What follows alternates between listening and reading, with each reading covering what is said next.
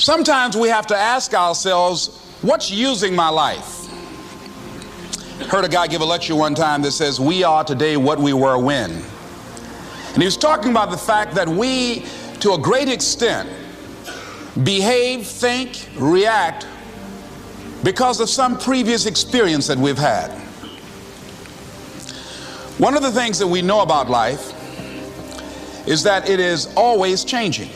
Sometimes you're up, sometimes you're down. Sometimes things go real well, and sometimes they don't. Sometimes you're happy, and sometimes you're sad. Now that's that thing called life. And when we begin to understand and know that, accepting that reality that we will never ever have things just on an even keel all the time, that you're going to have some ups and you're going to have some downs, but during those down moments, that's where the growth takes place. That's where the work is. See, anybody can feel good when they have their health, their bills are paid, they have happy relationships, business is successful. Anybody could be positive then. Anybody can have a larger vision then. Anybody can have faith under those kinds of circumstances. Am I correct? See, but the real challenge of growth, mentally, emotionally, and spiritually, comes when you get knocked down. Somebody said that adversity introduces a man to himself or a woman. How you handle it, that's where the growth takes place. When I was facing some challenges, I had a guy say something to me, and I suggest this is one of the first things that you want to do when you're facing a challenge. You want to get unstuck. Evaluate where you are. Look at it, assess yourself. Assess yourself and assess the situation. What brought you there? What role did you play? Earl Nightingale had a saying I like. He said, all of us are self-made, but only the successful will admit it. What has brought you to this point? What did you learn from it? Are you learning anything, or are you doing it over and over and over again? Somebody said that insanity is doing the same thing in the same way, expecting a different outcome. Are you going through it, or are you growing through it? Are you bigger and better because of it? Because it's not going to leave you until you grow through it. I was going through a major challenge in my life that was wearing me out, that was using me. You see, your mind is, you know, when you go into a service station to get gas, you don't go in there and just start pumping. When you push the lever up, it clears the previous bill.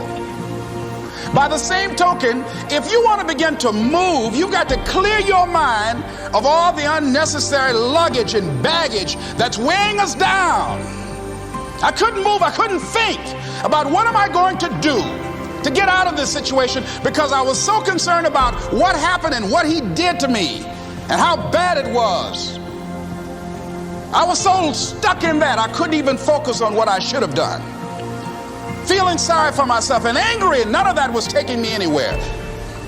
So pretty soon I learned through effort, made a conscious, deliberate, determined effort. I had to let it go. I had to forgive it. Let it go and begin to focus on developing myself. And I say to you, you're going to have people to do things to you. Things are going to happen to you. And the most important thing to do is to harness your will and let it go and move so you can grow, so you can get on with your life. It doesn't matter about what happens to you. What matters is, what are you going to do about it? All of us have experienced some tragedy, and if we haven't, we will. And you can either let it destroy your life, or you can build upon it. You can permit it to let it hold you down, or you can decide, I'm not going to let that happen to me. I'm bigger than this. Make a declaration to yourself. Declare all out war that you're going to get out of this rut. I don't care how good you are. I don't care how talented you are. I don't care how much you work on yourself. There are some times when things aren't going to go right. They just are not going to go right. There are times when anything that can happen will happen. Murphy's Law will be knocking at your door. Why? I don't know why. That's called life.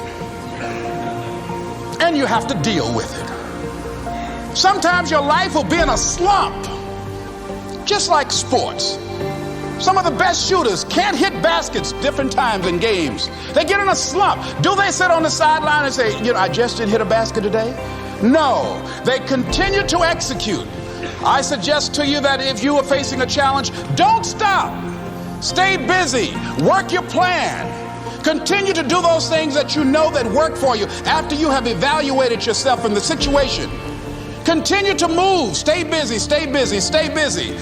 Find somebody that you can help so you can forget about you for a moment. See, sometimes the best thing to do is to be.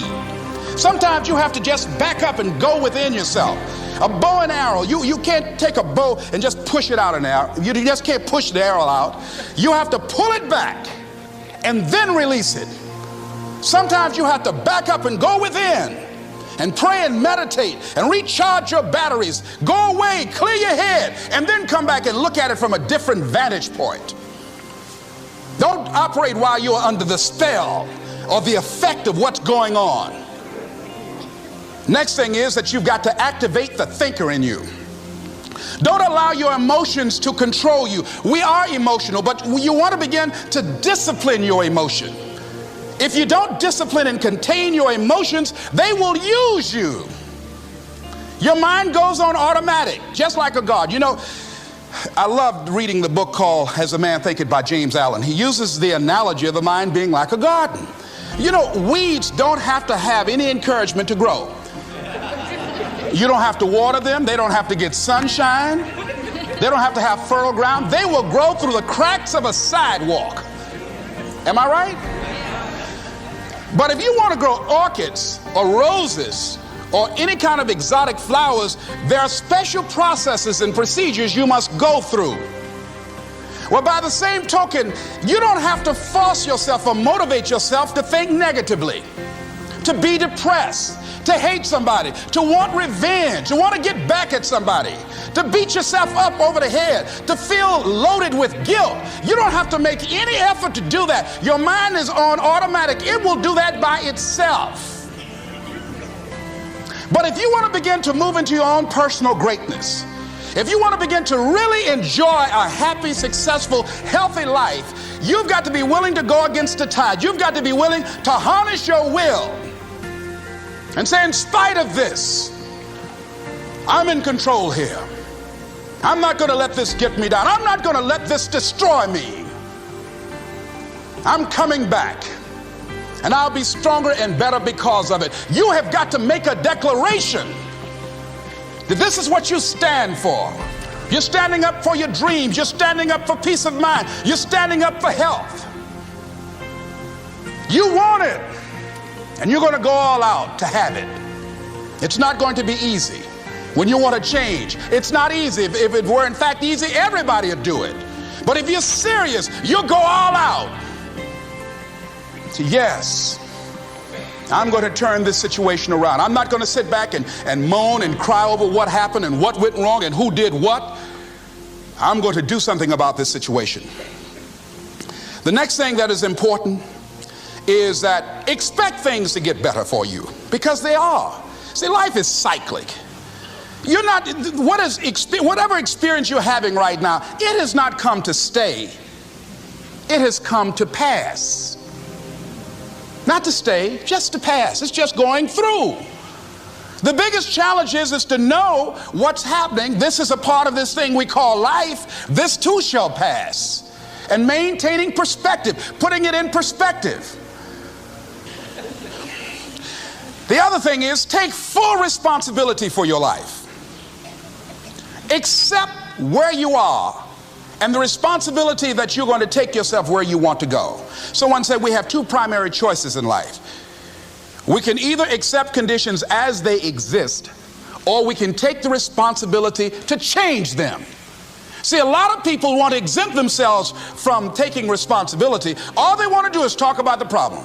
Every time you see them, they'll tell you their story over and over and over and over again. No. You want to take responsibility for your life. I got me here, I can get me out of this. And I'm getting out. I'm not going to be a volunteer victim.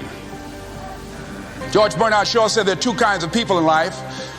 You know, he said those that make things happen, those that watch things happen, and those that don't know what happened. And he said the people that get along in this life look around for the circumstances that they want, and if they can't find them, they make them. They create them. So part of beginning to get unstuck, you've got to decide that the behavior pattern that you have adopted doesn't work for you.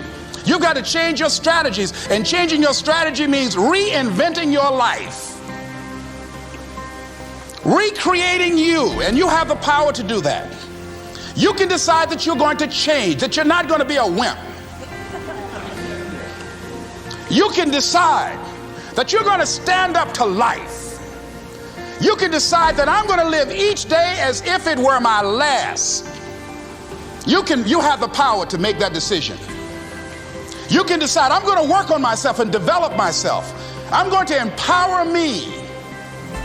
And all of these things that are happening to me right now, they're just temporary inconveniences. They're not stronger than I am. I'm in charge here.